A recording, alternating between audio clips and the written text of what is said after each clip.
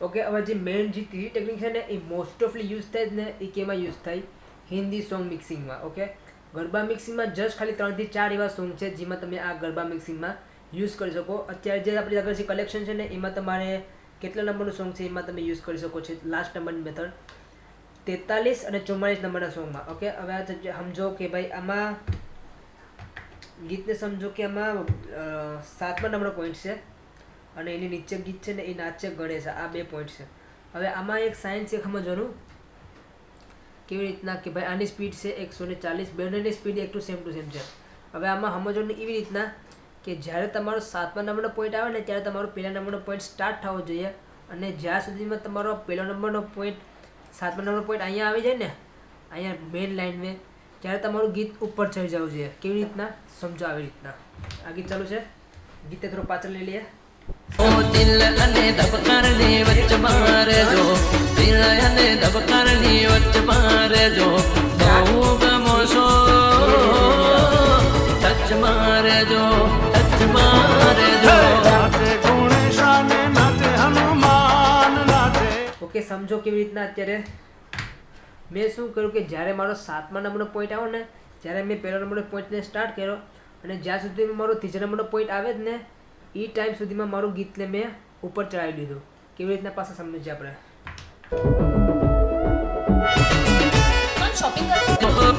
અને ધબકારની વચ્ચે મારે જો, દિલ અને ધબકારની વચ્ચે મારે જો, બહુ ગમો છો ટચ મારે જો, ટચ મારે જો. પાછી રિપીટ કરીએ એક વખત. જો દિલ અને ધબકારની વચ્ચે મારે જો, બહુ ગમો છો ટચ મારે જો, ટચ મારે જો. ઓકે, આ એક મેથડ છે. બીજું ગીત છે ને એ કઈ રીતના છે? બીજું ગીત આપણે જો અહીંયા મિક્સિંગમાંથી આ વસ્તુ છે નહીં, આ નથી, બીજું છે નીચે જાય.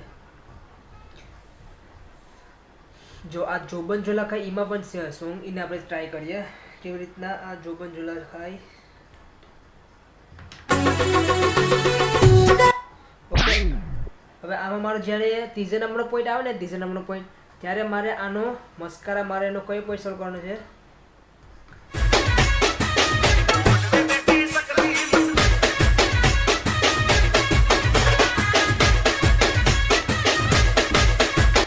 ઓકે, હવે આમાં જે મારું જ્યારે મારો 3જા નંબર પોઈન્ટ આવશે ને ત્યારે મારે પહેલા નંબર પોઈન્ટને સ્ટાર્ટ કરવાનો છે અને જ્યારે મારું 3જા નંબરમાંથી પોઈન્ટ ક્યારે આવી જાય?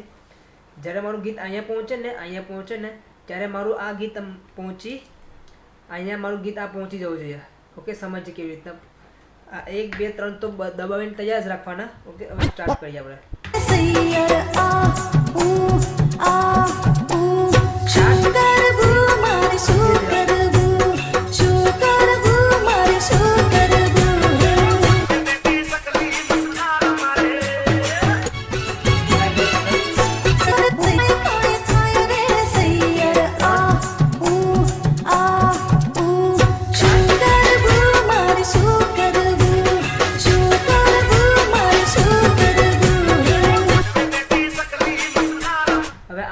સમજો કે જ્યારે તમે આ બટન દબાવો ને તમારે કે બટન ધ્યાન આપવાની છે.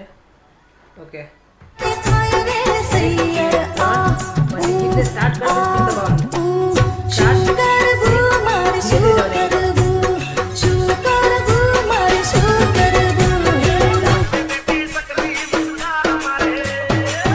ઓકે, આ વસ્તુ થઈ.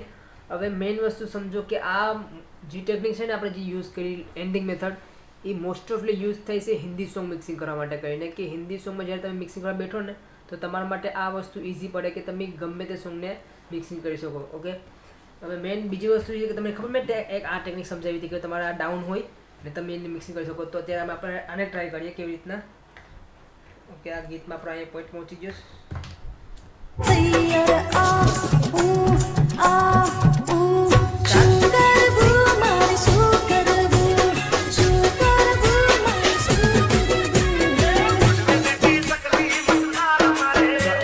મિક્સિંગ કરવાનું છે આ વસ્તુ સમજો કેવી રીતના. પાછું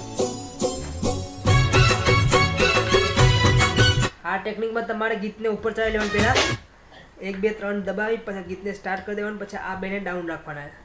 આ ગીત જેને ચડાવવાનું હોય ને એના 2 ફેડર ડાઉન રાખવાના ને આના બેના અપ રાખવાના. ઓકે, હવે જ્યારે સુધીમાં તમારા આગળ ટાઈમ કેટલો મળશે, તમારા આગળ ટાઈમ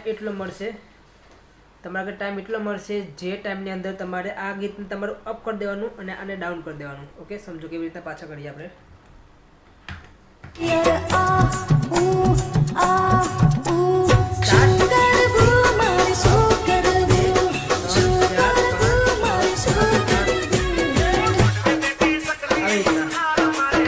તમારું ગરબા મિક્સિંગ થઈ ગયું સોર્ટેડ. હવે આ એટલી એક ટેકનિક હતી ને ત્રણ ટેકનિક તમારે પ્રેક્ટિસ કરવાની છે. આ 3 પ્રેક્ટિસ તમે રેગ્યુલર કરશો ને ખાલી લગાતાર ખાલી 15-20 મિનિટ તો તમારા માટે પરફેક્ટલી એક ઇઝી ગરબા મિક્સિંગ થઈ જાય. ઓકે, તો અત્યારે જે તમને મેં શીખવાડ્યું એ એકદમ એડવાન્સ વસ્તુ છે અને એકદમ સિમ્પલ વસ્તુ છે કે તમને નાની મોટી વસ્તુ તમને સમજાવવાની હતી, એ બધી વસ્તુ સમજાવી મેં. Okay, so thank you so much કે તમે મારો કોર્સને કમ્પ્લીટ કર્યો.